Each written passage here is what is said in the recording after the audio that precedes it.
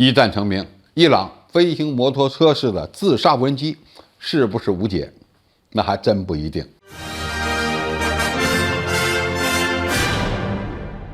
观众朋友，大家好，我是付全少。乌克兰外交部近日表示，仅在1周的时间内，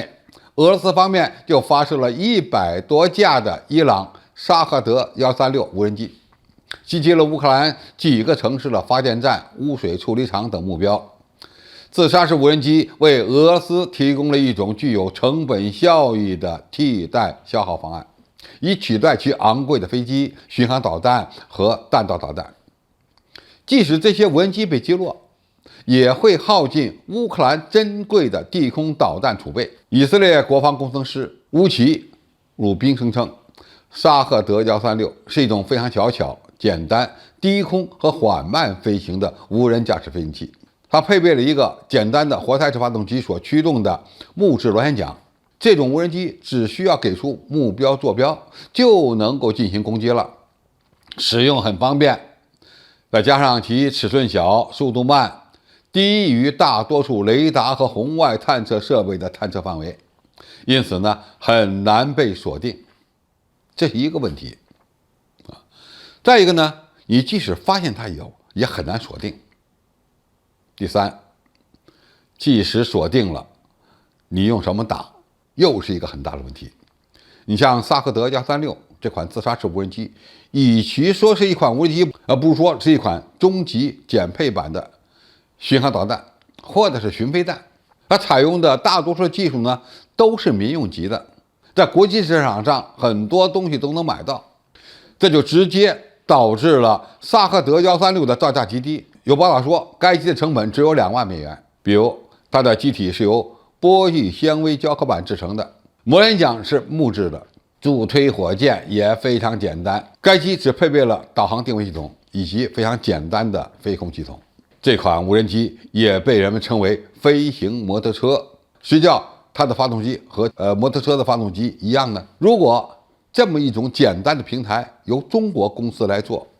那就更便宜了，顶多1万元人民币我们就能搞一架。然而，要想防御这种无人机却非常困难，因为该机除了造成比较大以外，它具备一定的红外和雷达隐私能力，这是非常可怕的。也就是说，它采用的玻璃钢材料以及木质材料都是透波的，雷达很难发现它。这种不容易被发现的无人机却能够携带50公斤左右的弹头部，这相当于一枚北约制式的155毫米榴弹，而一个目标一旦被155毫米榴弹炮击中，那是任谁也受不了的。那么现在的问题是，对付沙赫德136这样的自杀式无人机有什么好办法吗？目前从乌军的反应来看，没有什么太多好办法。可以说，用传统的武器系统防御它非常难，而且从打消耗战的角度来看，你怎么拦都不划算。但是不拦的又不行，你投入的成本可能比这个无人机平台还要贵。从这个角度看，沙赫德136也因此被称为未来的游击战神器。还有网友称，以后可以用这类无人机痛击台独分子。以大陆的工业制造能力，可以说打的对方是心理崩溃都没问题，因为我们可以大量的生产这样的平台和武器。当然，解放军可看不上玩这么低档次的自杀式无人机，我们玩的可能是更高级的无人机蜂群，拥有末制导和人工智能技术，就能够持续的打击敌人的移动目标。现在的问题是，如果敌人也用这种武器来对付我们中国，对付中国大陆，我们又该如何防御呢？首先，在要地要部署高射武器；第二呢，要开发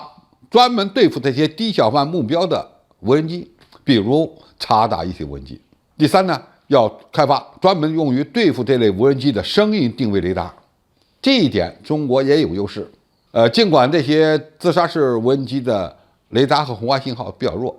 但是它们都有声音，只要将其声音定位，那么就很容易发现它们。一旦给这些无人机定位了，那么就可以引导战斗机、察打一体无人机、武装直升机，当然还有地面的高炮，对它们进行拦截。总体来说，伊朗的飞行摩托车式的自杀无人机通过俄乌战场一战成名，给各国军队都带来了一个新的考验。因此，不管是使用飞行摩托车作战，还是防御飞行摩托车，都是需要加以深入研究的。而在这方面，中国都有条件走在世界的前面。好，今天的评述就到这里，谢谢大家收看，我们下期再见。